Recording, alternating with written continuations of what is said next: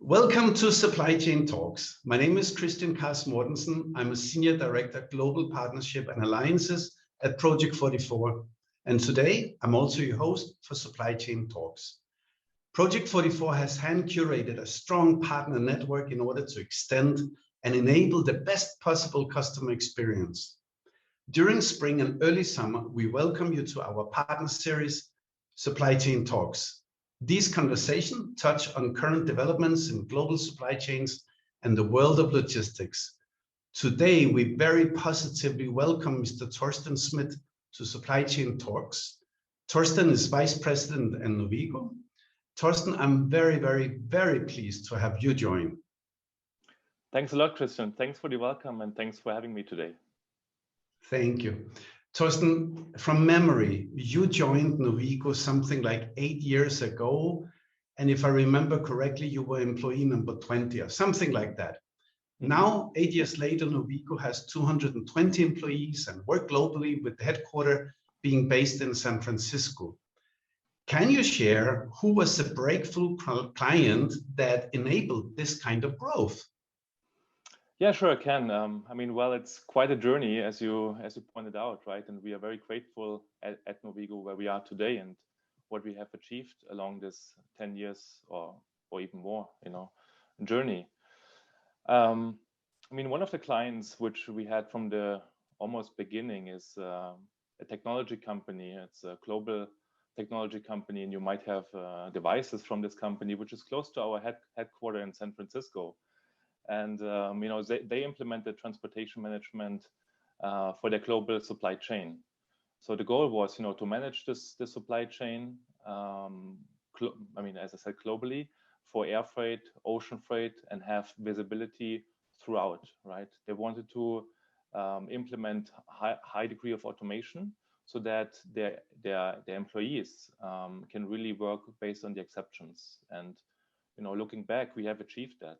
Today, just a few people operate in the system, and the system takes decision based on these business rules to manage the global supply and the global distribution. I think that was a breakthrough for us, right? It was a quite a success. So, but I would go a little bit further, Kristian, here, and it's really our employees which make a difference, right? What we were able to is get passionate people, passionate about their job, about the industry, dedicated, committed to the company, but also committed to our clients, to move forward and to show the success and enable the success. When I think back, I'm living now 5 years in Switzerland, and when I moved here to Switzerland, now I have with my wife here and 2 kids. But when I came to Switzerland, naturally, you come in contact with the watch industry. You might know Swiss brands. Everybody might know them, right? But I started to investigate a little bit, and then I came across this guy, Jean-Claude Biva. He is so passionate about this watches and about his job and to influence the industry, that from the past to today, he kind of changed the entire industry in Switzerland, how watches are done, how watches are, presented to the end client. Here we at Novigo, we are not changing an industry. We are part of an industry, or we are part of an ecosystem, and we are a strong player in that sense. But what I wanted to highlight with this little anecdote is that it's really about the passion of the people. We don't have assets. We have the knowledge and the experts, which can support the clients, can drive, the implementation with our clients, and can challenge our clients certainly towards the successful implementation. Amazing. And I guess, my watch is on the device of the company you mentioned earlier near San Francisco. Okay. Thorsten, please correct me if I'm wrong. Novigo is, for me at least, a global leader of, let's say, SAP digital supply chain implementation, ranging from TM, EM, especially maybe LBM, EWM, and GTT. And if I'm not wrong, then Novigo has delivered more SAP supply chain execution and transportation management implementation projects among all SAP service partners. So what is the driver behind this success, and what kind of projects do you work on? Yeah, I think, you know, the driver of the success is, as I pointed out before, you know, our team, our people, you know, the passion, the commitment, the expertise, what we bring to the table. And we have the expertise from the very beginning in the supply chain products and how we implement them. So this is a strong asset, right? But we don't want to stand still. So if we look at our projects, you know, which we did for different customers in different industries, we do reflect on the implementation, we do reflect on the requirements, and we ask ourselves, you know, what was good in the project and what was probably not so good, and what could be changed, right? Or what should be changed. And by applying that reflection, we were able to build and redefine our methodology, how we engage with customers and how we lead customers in a project. When a shipper, you know, from a certain industry is asking us, you know, can you fulfill those requirements? Yes, we most likely can. But due to the reflection and due to the context of these customers, we can see dependencies. And if a customer, you know, asks certain requirements, we know that, you know, based on our past, there are probably some issues he has which he has either not figured out himself, or maybe it's not an issue for him in his context. But it's worth, you know, to ask the customer and to have a conversation about it, because, you know, if you figure it out later, it might be a problem, or it might be too late, and you have to revert something, or you have to, you know, mitigate it, right? So I think this is another aspect what made us successful, what made us implement so many projects, yeah. That we really reflect and try to get better, even we might be, as you pointed out, you know, the market leader at the moment. So this enabled us also to get, you know, in touch earlier with the customers, and also supply and support them with their business case creation. Not every business case, you know, might tackle all the aspects. So based on our experience, based on what we know, based on our methodologies, we bring the tools and we bring the questions, you know, to make it complete, so that the customer is, you know, set up for this project or for the business case to get approved and then implemented. Let's say, what's the clear value you deliver when implementing projects, and did it become more difficult now that you not as easily can go on site? Yeah, well, there's it's a challenge, but I think everybody has you know, accepted that challenge. To the first part of your question, you know, what makes us deliver the projects and implement them? What's the value here? I mean, we try to look at the requirements, or from an end-to-end perspective. We don't want to implement certain functionalities because we believe it's not bringing value. It's probably solving something temporarily, but it doesn't bring the value. When you look at the end-to-end, you understand the benefits, you understand the pain points, and you can be clearly measured, you know, by KPIs or by the success what you want to achieve. And this is also what we believe. We want to get measured right at the end of the implementation if we have achieved certain KPIs and certain benefits, you know, what the client has put with this implementation. Based on that, you know, we have also developed best practices. I mean, everybody in the SAP ecosystem knows the word best practices, and it's all around. But we went a step further to say best practices for us is not SAP's best practices. It's probably the baseline, but we built, based on our experience, functionalities or features on top of it, which makes it even more complete for customer. This starts, you know, at the blueprinting. This goes further when we talk about how do we do workshops. You know, we have a certain methodology how we do discovery workshops, how we do implementation workshops, how do we run the implementations for our clients. We come with pre-prepared test cases. We come with pre-prepared specifications, you know, for certain areas, and the client needs to review it and validates and kind of confirms it then, right? So this is what we bring to the table, what makes us, I guess, or brings us in the position to be so successful, and that the implementation will be successful. To your second part of the question, you know, how do we adapt to the, let's say, new normal, right? At the beginning, I mean, consulting companies like ours, you know, we are used to work remote. You know, not our people come to the office. We are mostly at the client side, but all of this has changed. So therefore, we adapted also our way of working with the client to probably extend the timeline of a blueprint, for example, for a little bit, because you have not the chance to interact in a meeting room, right? You have not the chance to go to a whiteboard with your customer, with your counterpart together and share a pencil, right? Share a pen and draw the picture together. So therefore, we have expected, and the customer has also accepted, that timing in our meetings needs to be more. We also enabled more like socializing, right? We did small coffee corners with the client where we just meet for 5 minutes, 10 minutes for coffee, because this is the area also in a normal project environment where you would meet, where you talk about, you know, your hobbies, your football club, you know, which you support, talk about the weekend stuff, what you did. So we try to also bring the social component in, because when we work together, you know, it's still human beings which are talking to each other, and it's still social, right? So we try to combine both into this new normal. I was reading a recent Gartner report, and it suggests that 57% of CEOs are planning on redeveloping or upgrading their supply chain to better adapt to the demands of the current supply chain industry. How does that align to your current market conversations?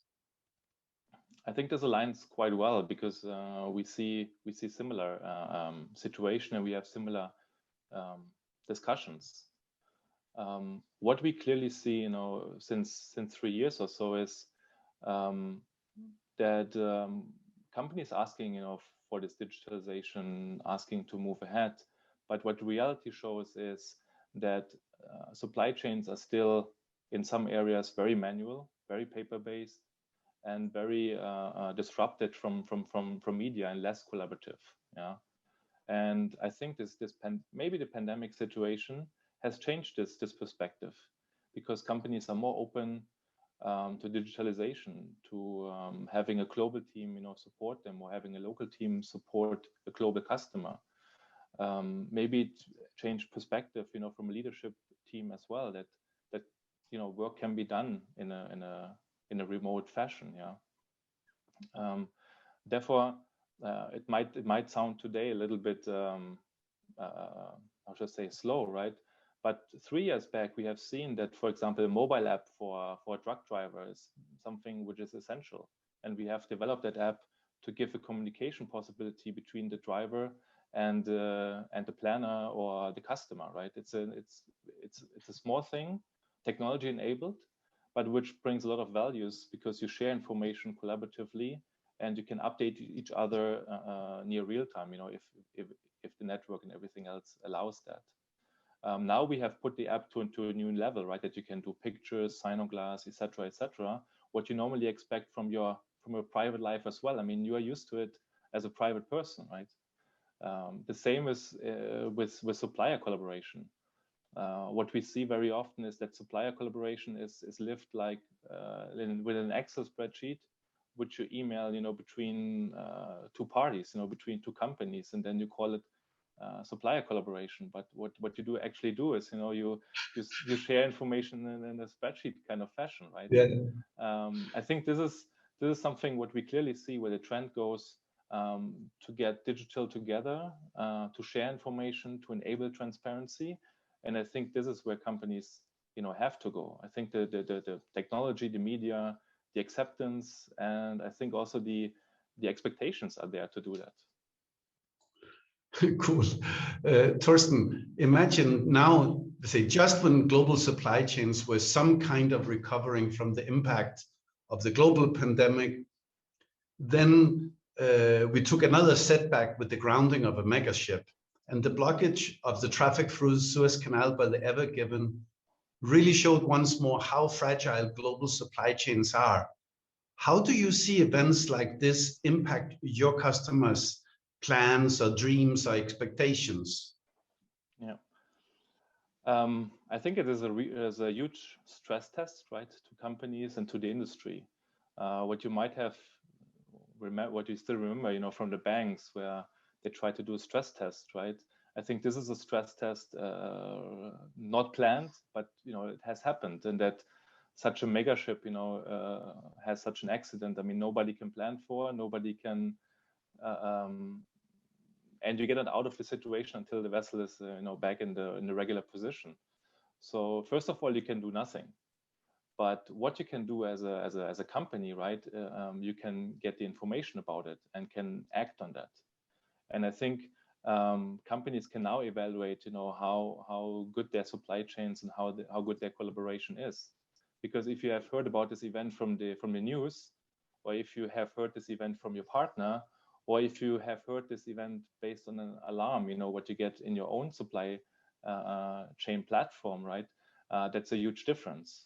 And I think if you are amongst the third example, right, where you get it from your own supply chain platform, from your own people, from your own team, and from your technology, I mean, then you are pretty good, right? I don't think that everybody is there. I think that's an end goal, what everybody wants to reach, or now knows that this has to be reached, because you feel the pain, right? And companies have felt the pain for that. So I think to move forward, companies are more open. I think they honor more this kind of information sharing now. And I mean, it's really, I think, also something which goes on the social side. If you hear from your partner, or if you hear from your supplier that something is going sideways, but you hear it early enough, then it's value, right, within your collaboration.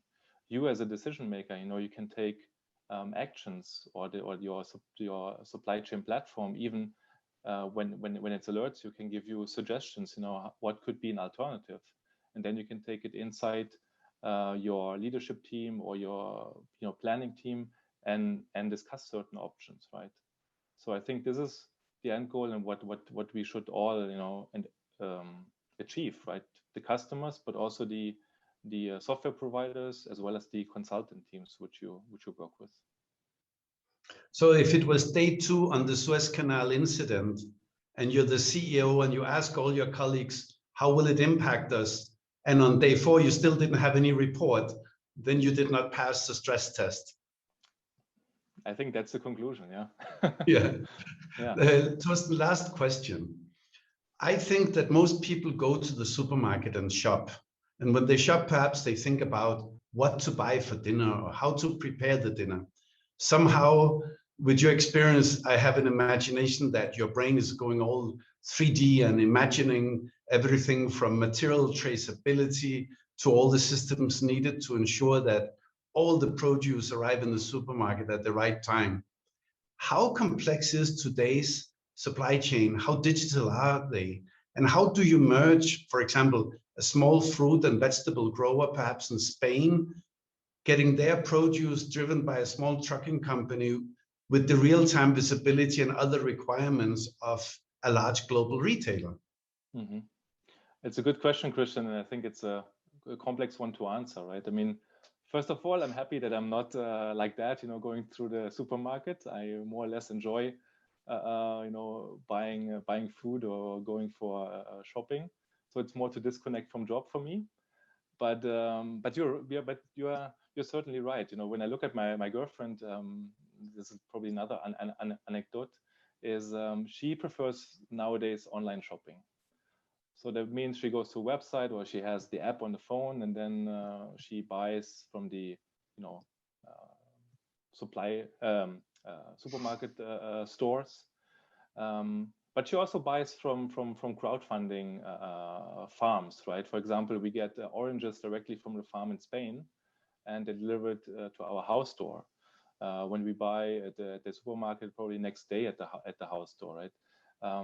So for an end user, for an end customer, it's very easy experience, right? You have a nice app, you have a good website, which is intuitive and which you use, I don't know, a couple of times a week or a month. I think for businesses, in this in their global supply chain looks a little bit different. And for me, looking at now 8 years with Novigo, looking back what we have seen, I think for the employees of those customers, it's certainly in some cases day and night. In the evening they sit on the couch and use a nice website to order their food, and in the day they kind of fight in emails, phone calls, having problems to track the container, know where the truck is. This is like day and night. It's not sufficient, and I think for them it's frustrating at some point, right? So therefore I think supply chains will remain complex because you have more partners. In the supermarket you have one partner, it's a supermarket, and you as a end customer trust that they know what to do. But in a global context, right, in a company's context, you might have multiple suppliers, you have multiple sources, local sources, global sources, and to get it in the right time at the right place, it is a challenge, right? With the technology, as we said before, you have the possibility, to have the information which you need. If you live this collaboration more as a partnership, and this is what I believe and what Novigo believes in, and you share information to make information available, then your supply chain becomes much better, right? Much fruitful, and by establishing the foundation to enable this new technology, you also can explain your employees, why you do certain projects, and take them with you, enable the change within the company, enable the change in their heads as well, in the employees' heads, and let them understand why companies are doing projects as they do for longer duration, spending money, and explain them what's the goal of it. At the end, I think the ultimate goal is that you have an intuitive system which gives you all the information from your own information, but also from your partner's information, and that you share it with your customers and be their partner, right? Be there when they need you, but also update you when they need it. And I think that's the challenge which makes it still complex. Great. With that, Thorsten, I want to, let's say thank you very much to you for joining Supply Chain Talks. But at the same time, I also want to say thank you, to Novigo, to all your colleagues, because I really appreciate the partnership that we have together, and I look forward to continuing that journey in the many years to come. Thanks a lot, Kristian, and thanks to the P44 team. I will take the greetings and distribute it throughout my team. Thank you very much. Thanks, Kristian.